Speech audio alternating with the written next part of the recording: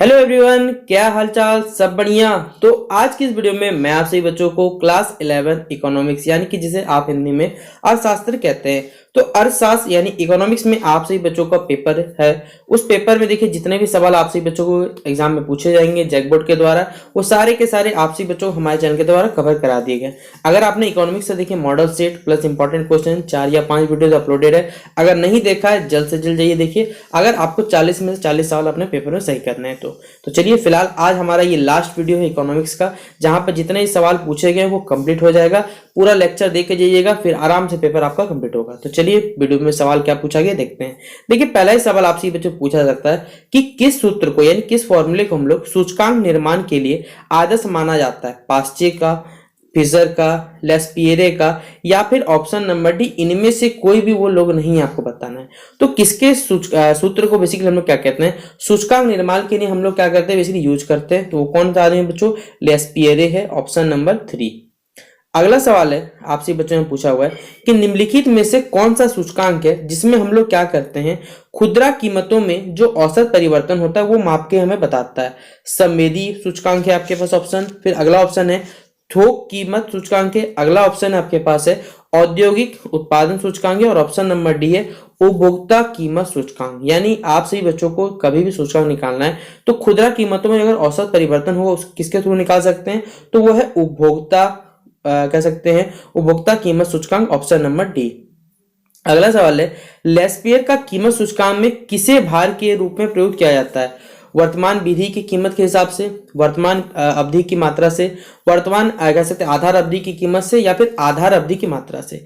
तो लेस्पियर का जो कीमत सूचकांक में किसे भार के रूप में हम लोग प्रयोग कर सकते हैं, तो उसका राइट आंसर क्या हो जाएगा बच्चों, आधार अवधि की मात्रा, ऑप्शन नंबर डी हो जाएगा।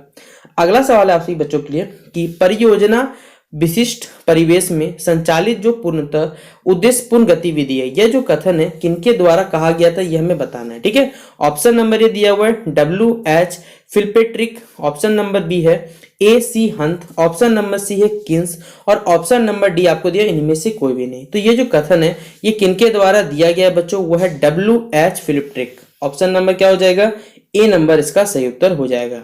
अगला सवाल है प्रोजेक्ट के लिए देखिए क्या महत्वपूर्ण है। अगर आप कोई प्रोजेक्ट बना रहे हैं तो उसके लिए आपके पास कच्चा डेटा होना चाहिए, रॉ डेटा, सूचना होनी चाहिए, या फिर दोनों कथन सही है हमारे, या फिर इनमें से कोई भी नहीं। तो अगर आप कोई प्रोजेक्ट बना रहे हैं तो भाई आपके पास इन्फॉर्मेशन होगा, इन्फॉर्मेशन होना चाहिए, साथ साथ आपके पास डेटा होगा, तब नहीं काम करिएगा।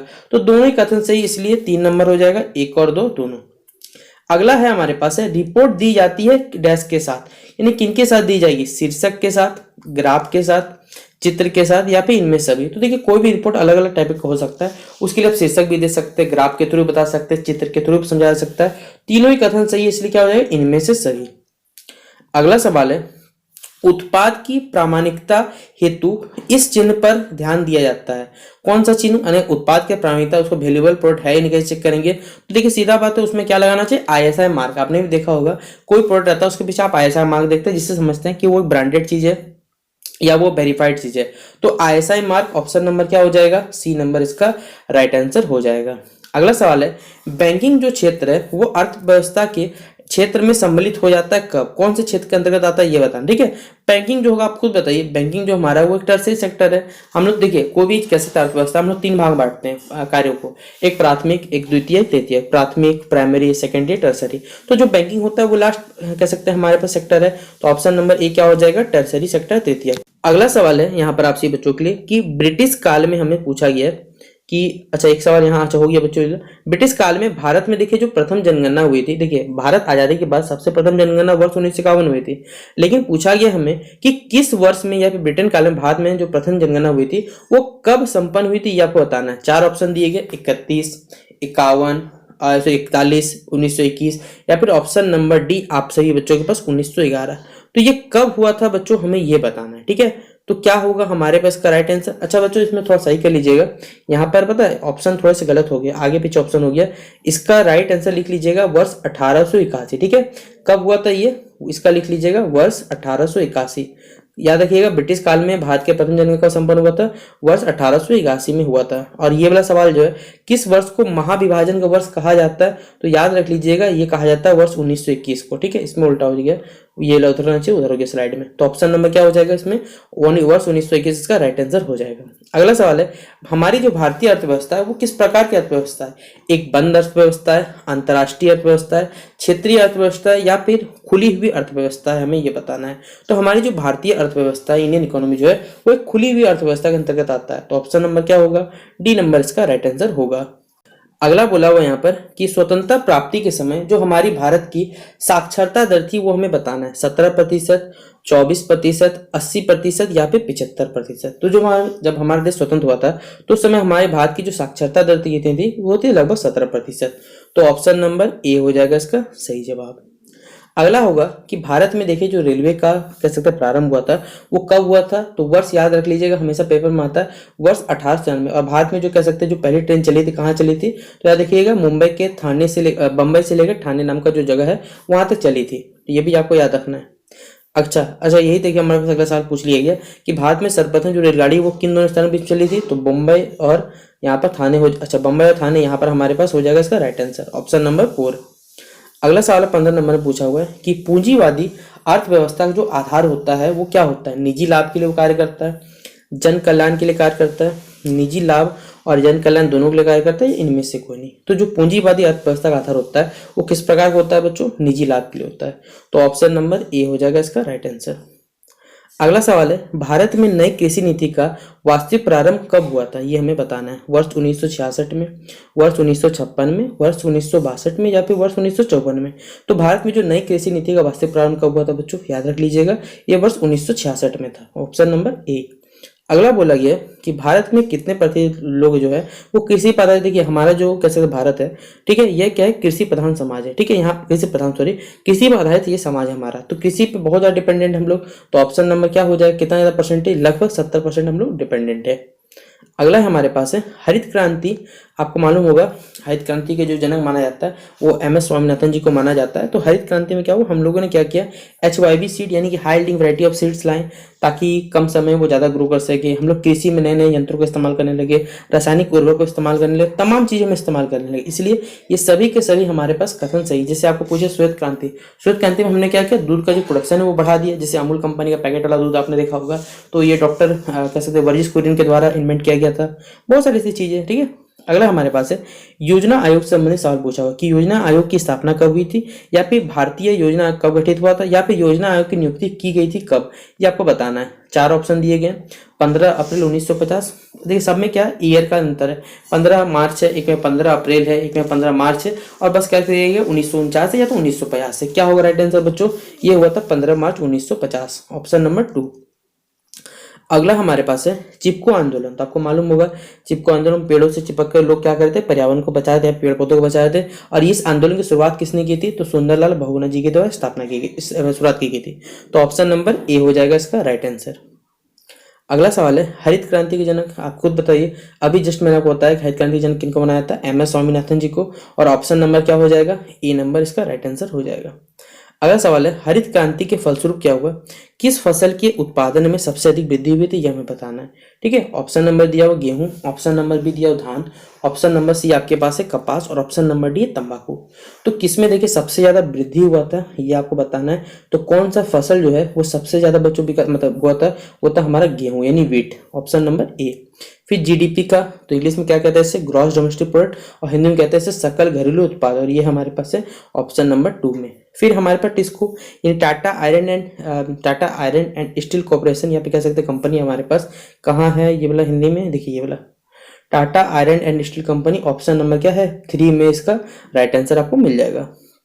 अगला सवाल है पहली जो पंचवर्षीय योजना है वो किसने प्रस्तुत की। देखिए हमारे भारत में जब हमारा देश आज़ाद हुआ तो देश में देखिए बहुत सारी दिक्कतें, अंग्रेज तो लूट के चले गए थे। हमने अपने देश को क्या किया, डेवलप करने की कोशिश की। उसी तहत हमने क्या किया, पहला पंचवर्षीय योजना चलाया।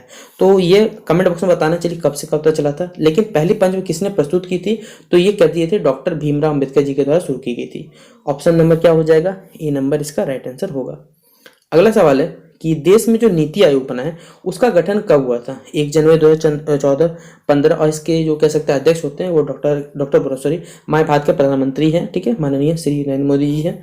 तो देश के जो नीति आयोग है ये कब गठन हुआ था इसका, 1 जनवरी 2015 को इसका गठन हुआ था। अगला सवाल है हरित क्रांति। देखिए ये सवाल हरित क्रांति श्वेत क्रांति पूछा जाता पेपर में। हरित क्रांति की शुरुआत कब हुई थी बच्चों, याद रख लीजिएगा। इसका जनक पूछा जाएगा तो एम.एस. स्वामीनाथन, यह याद रखिएगा ये वाला भी, ठीक है। लेकिन पूछा भी इसकी शुरुआत कब हुई थी तो वर्ष 1970 से 71, जब हमारे देश में आपको मालूम होगा पाकिस्तान से युद्ध चल रहा था, चीन से युद्ध चल रहा था, बहुत सारे 65 में हम लोगों ने युद्ध लड़ा, फिर चीन पाकिस्तान से युद्ध लड़ा। तो हमारे देश में देखिए हमारे एक नारा भी आपने सुना होगा, जय जवान जय किसान, हमारे माननीय प्रधानमंत्री श्री लाल बहादुर शास्त्री जी के द्वारा नारा दिया गया था। और हमने उस टाइम प्रण लिया था कि हम लोग एक वक्त का अनाज ग्रहण करेंगे खुद, लेकिन देश के सैनिकों को कोई भी खान पान में कमी नहीं हो, ताकि वो आराम से हमारे देश की रक्षा कर सकें। तो हरित क्रांति की शुरुआत को भी थी बच्चों वर्ष 1970 से 71 के बीच में, ठीक है।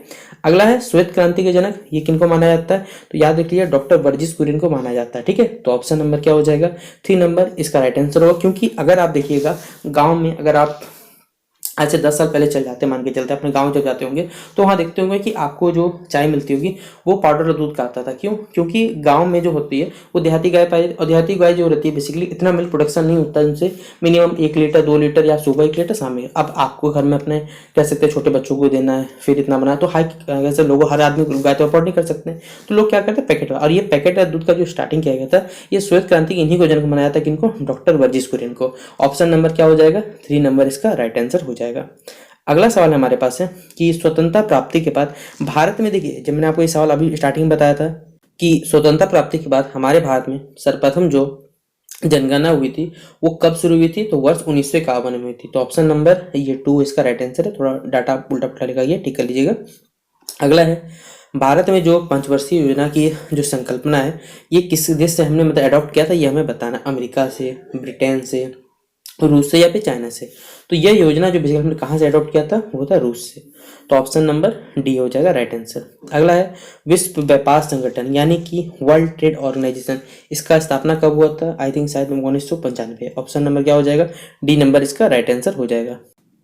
अगला सवाल है यहाँ पर कि WTO यानी वर्ल्ड ट्रेड ऑर्गेनाइजेशन, और इसे हिंदी में क्या कहेंगे बच्चों, ट्रेड मतलब होता है व्यापार, तो विश्व व्यापार संगठन ऑप्शन नंबर 2।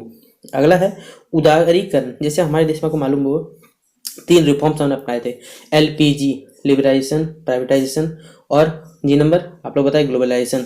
तो उदारीकरण का क्या दोष है ये हमें बताना है, ठीक है। इसी के तहत लिखा हुआ है कि एकाधिकार में से वृद्धि होती है, उत्पादन की वृद्धि होती है, या फिर ऑप्शन नंबर जो सी हमारे पास है वो क्या प्रतियोगिता किसमें वृद्धि होगी, या फिर ऑप्शन नंबर डी इसमें क्या होगा, इनमें से सभी क्या चीज का जो वृद्धि होगा वो हो जाएगा।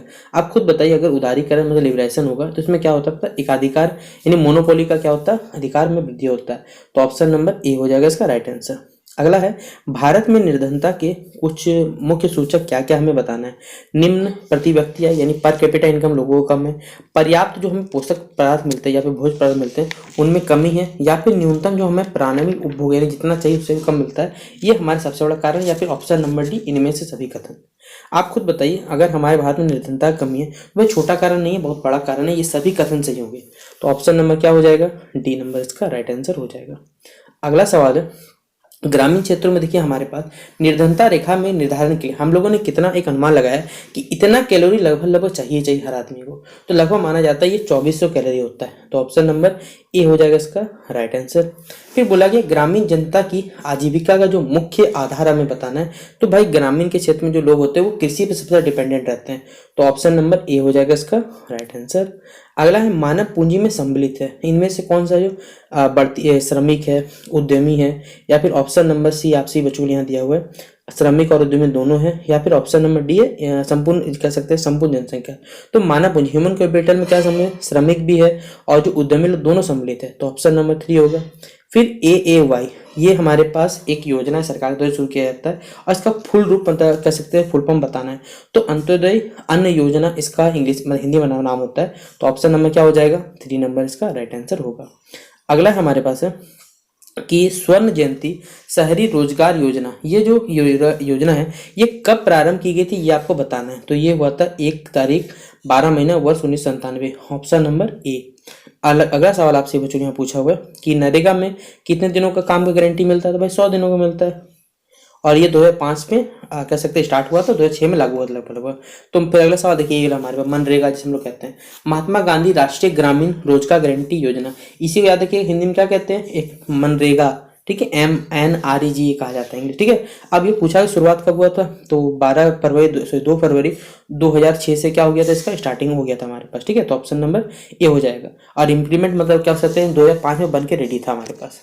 अगला सवाल यहाँ पूछा हुआ आपसे बच्चों के, महात्मा गांधी ये नियम कब पारित हुआ था बताना। देखिए अभी मैंने बताया ना कि ये जो नियम है ये कब पारित हो गया था, 2005 में पारित हो गया था, लेकिन लागू होते तो फरवरी 2006 आ गया था। तो ऑप्शन नंबर क्या हो जाएगा, 2 नंबर इसका राइट आंसर हो जाएगा। अगला सवाल है, मुख्यतः भारत में देखिए जो हमारी बेरोजगारी है वो किस प्रकार की बेरोजगारी ये बताना है। मौसमी है, संघर्ष संबंधी है, संरचनात्मक है, या फिर चक्रीय बेरोजगारी है हमारे भारत में। तो हमारे भारत में देखिए जो बेरोजगारी है वो क्या है, संरचनात्मक है। ऑप्शन नंबर क्या हो जाएगा, 3 नंबर इसका राइट आंसर हो जाएगा। अगला सवाल है, कीमत वृद्धि के मुख्य कारण क्या क्या है। उपभोग में वृद्धि है, बचत में वृद्धि है, उत्पादन में वृद्धि है, या फिर मुद्रा की यहाँ पर पूर्ति में वृद्धि है। तो किसके कारण देखिए कीमत वृद्धि के मुख्य कारण है, तो हो जाएगा मुद्रा की पूर्ति में वृद्धि, ऑप्शन नंबर डी।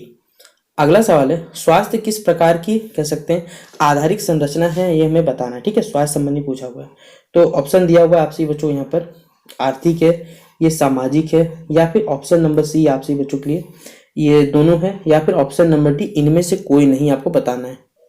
तो क्या हो जाएगा बच्चों इसका राइट आंसर, स्वास्थ्य जो एक सामाजिक संरचना है, तो ऑप्शन नंबर 2। अगला है, सतत विकास मतलब सस्टेन डेवलपमेंट। इसका कार्य होता है कि हम आज की पीढ़ी भी तो जिए और हमारे भविष्य में जो आने वाली भावी पीढ़ी है उनके लिए हमें बचा कर चलना है। तो दोनों ही कथन सही है, तो दोनों 1 और 2। अगला है, वैश्विक उष्णता यानी ग्लोबल वार्मिंग का कारण क्या है, तो ग्लोबल वार्मिंग एक ही कारण है बच्चों, ग्रीन हाउस इफेक्ट सबसे ज्यादा इफेक्ट है, ऑप्शन नंबर ए।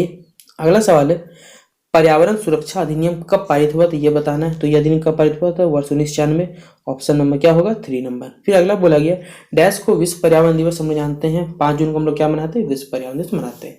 तो इस प्रकार हमारा क्लास 11 इकोनॉमिक्स यानी कि अर्थशास्त्र पूरा कंप्लीट हो जाता है, जहां से आपसे बच्चों पेपर में सारा सवाल करा दिया गया।